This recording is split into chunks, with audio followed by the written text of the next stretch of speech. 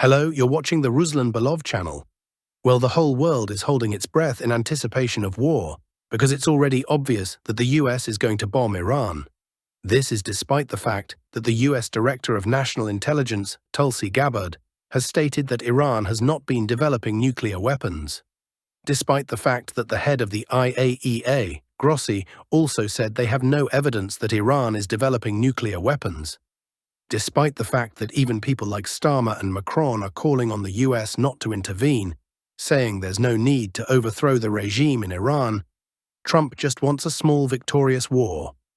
Well, we'll see whether this turns out to be a small victorious war, or whether it ends up becoming Iraq 2.0 or Afghanistan 2.0 for them. Meanwhile, the fighting continues here as well, and we continue to monitor the situation on the front lines. Let's move on to the map. We'll start with Sumi Oblast. Here, our troops have finally pushed through and taken the village of Novonikolayevka. Let me remind you, we entered that area more than a week ago, almost 2 weeks ago. We took the northern part, but everything then stalled. To be fair, the AFU fought desperately there, not wanting to retreat southward.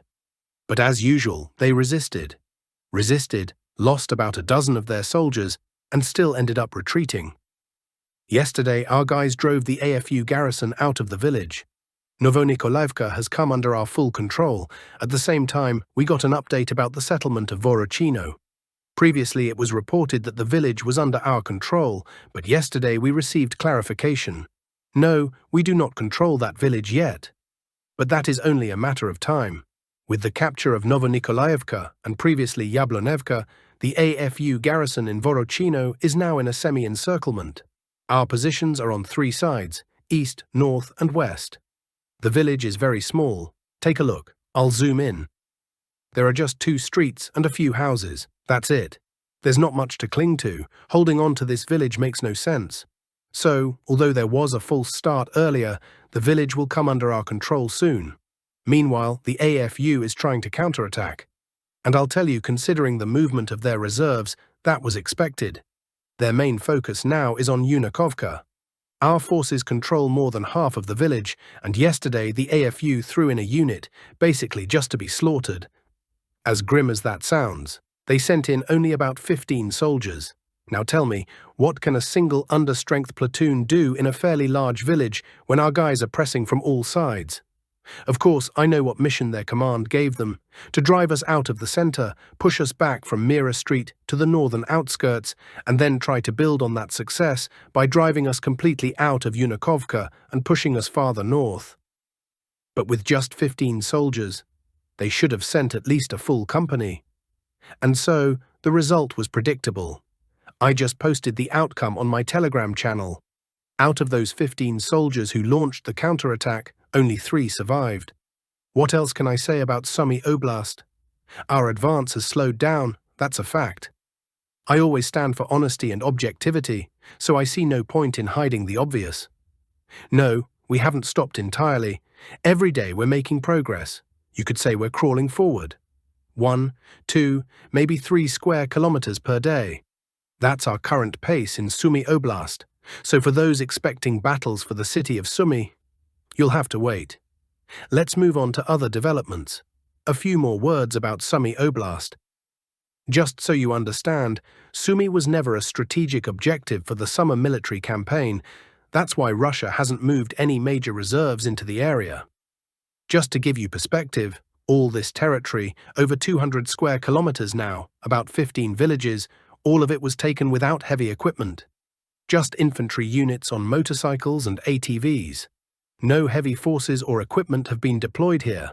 So if the advance is going well, great. If things are bogged down, so be it. The minimum goal here is to create a buffer zone. And for that, a slow creeping advance of 2 to 3 square kilometers per day is enough. Now, what is the main goal of the summer campaign? That's the city of Konstantinovka. And here we have some very important progress. Let's talk about Stupotchki. We spoke about it not long ago. It's a small village located in a lowland, or, you could say, in a depression between high grounds. It's small but extremely important, because controlling it, and the nearby village of Predtechino, is key to securing full control of the Chasiv Yar-Konstantinovka road. The operation to capture Stupotchki took a very long time and was extremely difficult due to the terrain. There are high grounds all around, from all four sides, and the village sits at the bottom. So real control over the village is only possible when all the surrounding heights are also under your control. For a long time, we couldn't take those heights. Yes, we would rush into the village now and then, but holding it was impossible. Everything there was under constant fire from above. But that battle is now over. Even the Americans marked this area as territory that changed control over the past day. But of course, the fighting there lasted longer than just one day. There simply was no clear data on what exactly was under our control, what was in the grey zone, and so on. Now we finally have such data, along with video footage, both from the village and from the surrounding high grounds. The only question remains over one particular elevation that borders the village of Predtashino. It's still unclear whether that height is under our control or not. In any case, capturing Stupotchki and the surrounding high grounds is extremely important, not only because it puts the road to Konstantinovka under our control, but also because from these heights and the elevated positions near Chasiv Yar, the city itself can be monitored and targeted. Moreover, the AFU will no longer be able to launch proper counterattacks here, because now the dominant heights are under our control.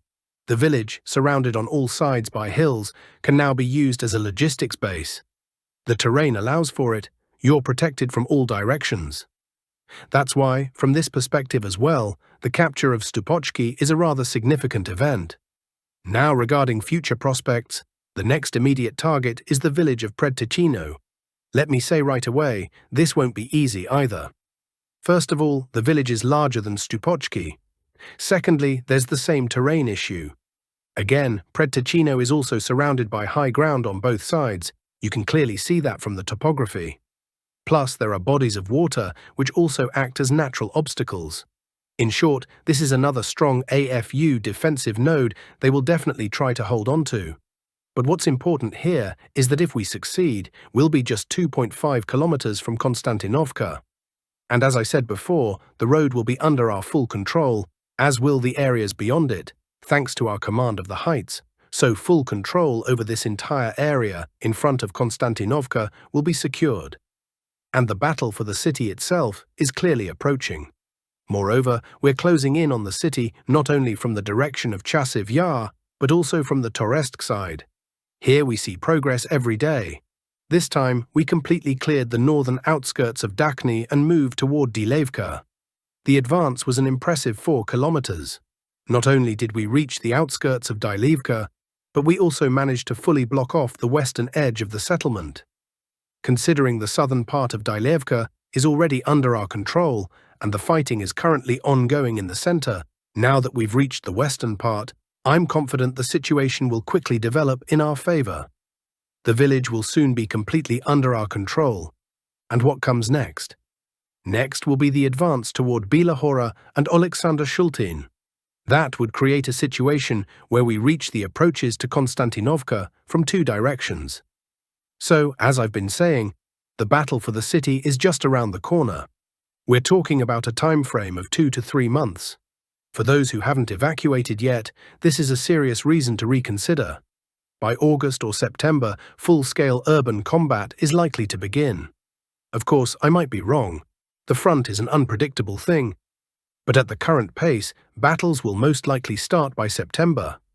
We've also received confirmation of Russian forces entering Alexander Kalinove, meaning that a vast section of the front has come under the control of the Russian army. The goal of the Russian military in this sector is to reach the reservoir and trap Ukrainian forces in 4 settlements: Katerinivka, Kleban-Bik, Sherbinivka, and Novospaska. We're now waiting for a breakthrough to the reservoir from the eastern side as well. From the Pokrovsky front, reports say that Russian troops have taken full control of the village of Novonikolaevka and have entered the next village, Muravka.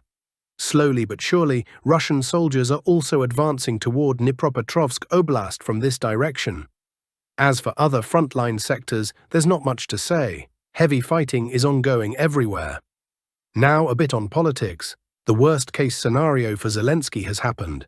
He's no longer important or central to the global agenda. We've written before that Zelensky is deeply afraid of this, and that he'll likely try to go all in. Expect provocations, tragedies, and more, as reported by the legitimate Telegram channel. The G7 countries failed to make a joint statement about the conflict in Ukraine, and in open meetings, Zelensky looked lost. Did you notice how the Italian Prime Minister looked at him? She understands he's already been discarded. That was more of a consoling conversation, like a farewell talk before retirement. In Kiev, nearly everyone is alarmed that the Russian armed forces could soon destroy everything with drones. There's a severe shortage of air defenses and no new supplies are expected because the Middle East crisis is absorbing everything. Prices on the black market have skyrocketed, as has demand. Kyiv may soon find itself in a dire situation where the Russian army fully controls the skies, and then Ukraine's defense will collapse. Once Russia secures key cities in Donbass this year, it will deliver a serious political shock to Ukraine. Losing important territories will erode public trust in Zelensky's administration, deepen divisions within the elite, and accelerate a government crisis. Even now, high-level reshuffles are being quietly discussed behind closed doors. Society, exhausted by a long war with no clear future, is falling into pessimism and fatigue. Mobilization capacity is drying up, and the initial volunteer enthusiasm is fading, significantly weakening military potential. On the international stage, Russia will gain powerful bargaining leverage, forcing Ukraine to choose between continuing the fight at risk of total defeat or accepting painful compromises. Now to the Iran-Israel standoff. Iran will not negotiate under pressure and will not agree to peace under coercion, according to the country's permanent mission to the UN. They also denied Trump's claim that Tehran allegedly asked for a visit to the White House for negotiations. Meanwhile, the US is sending a third nuclear aircraft carrier to the Middle East. Iran, for its part, launched a two-stage, ultra-heavy ballistic missile Sejil toward Israel with a range of 2,000 kilometers. However, it appears the missile did not reach its target and was intercepted by Israeli air defenses. Interestingly, the missiles are being launched from central Iran, where IDF air control is weaker. There are reports of American citizens being evacuated from Israel, with two U.S. Navy carrier strike groups, the Carl Vinson and the Nimitz, already near Iran's shores, and the Gerald R. Ford Group joining them, the 12th Strike Group. This points to one thing: the infrastructure for a full-scale strike on Iran is ready. Evacuation is always the first step. Everything that follows will be labeled as defending our interests and allies.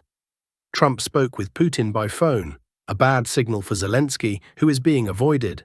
Trump claims Putin offered to mediate the Middle East conflict, but Trump replied that it could be considered later. Trump also said that the situation with Iran is still unclear, but hinted that negotiations could still happen. Iran has many problems. They want talks. Why didn't they want them before? It's very sad. If they had agreed to negotiate, they would still have a country. Trump issued what sounds like a final ultimatum to Iran. They must surrender. Everything happening right now indicates that Washington is ready to shift from a gray zone of strategic pressure to direct intervention, if given a pretext. Be it a new Iranian missile launch, a strike on a US base, or a formal rejection of Trump's ultimatum, the idea that 3 US aircraft carriers are parked near Iran just in case is simply not credible. Thanks for watching and staying with us until the end. Don't forget to like, subscribe, and share your thoughts in the comments. Stay safe, stay informed, and see you in the next update. Take care.